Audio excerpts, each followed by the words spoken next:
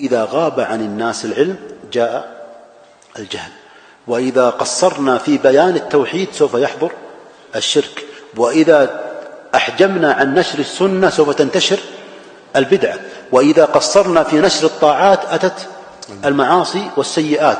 فهو صراع بين الحق والباطل، وصراع بين العلم والجهل.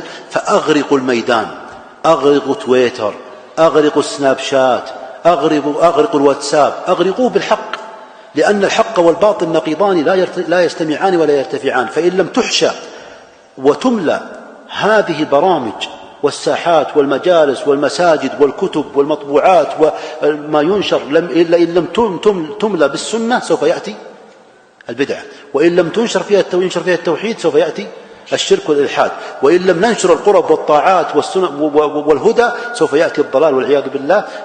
فهو صراع بين الحق والباطل، متى ذهب هذا أتى نقيضه. نعم.